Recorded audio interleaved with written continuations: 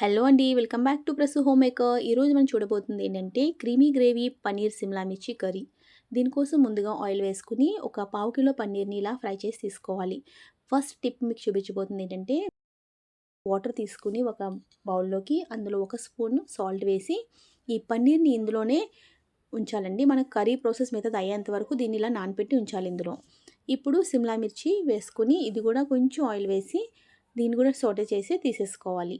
ఇప్పుడు ఏం చేయాలంటే ఒక 2 ఇంచుల అల్లము, ఒక వెల్లుల్లిపాయి, ఒక 4 ఆనియన్స్ అండి వేసి గోల్డెన్ బ్రౌన్ కలర్ వచ్చాక ఇందులో ఒక 4 టమాటోస్ అండ్ ఒక కప్పు కొత్తిమీర, కొంచెం ఉప్పు వేసుకొని ఫ్రై చేసేసుకోవాలి.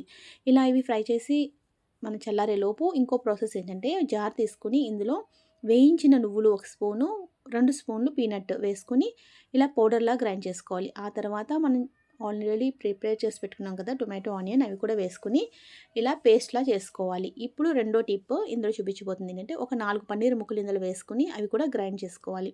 దీనివల్ల కర్రీ మంచి క్రీమీ టెక్స్చర్‌లో చాలా బాగుంటుందండి. ఇప్పుడు బేసిక్ గరం మసాలాలు ఇందులో వేసుకోవాలి.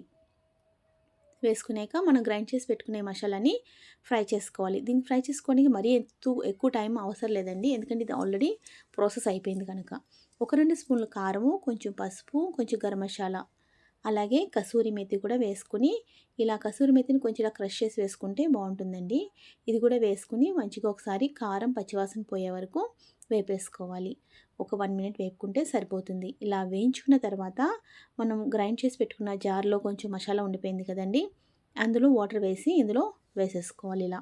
ఇలా వేసుకున్న తర్వాత ఒకసారి కలిపేసుకుని ఇలా ఆల్రెడీ మనం ఫ్రై చేసి పెట్టుకున్నాం కదా సిమ్లా మిర్చి అండ్ సిమ్లా మిర్చి, పన్నీర్ 2 కూడా ఇందులో వేసేసుకోవాలండి. ఇలా వేసుకున్నాక పన్నీర్ ఇలా సోక్ చేసి పెట్టడం వల్ల చాలా టేస్ట్ చాలా బాగుంటుందండి. ప్లస్ చాలా సాఫ్ట్‌గా ఉంటుంది. అలాగని విరిగిపోదు, కానీ సాఫ్ట్‌గా చాలా బాగుంటుంది. ట్రై చేయండి. ఇలా చేసుకున్న తర్వాత ఒక 5 మినిట్స్ కుక్ చేసుకుంటే paneer curry ready. Thanks for watching.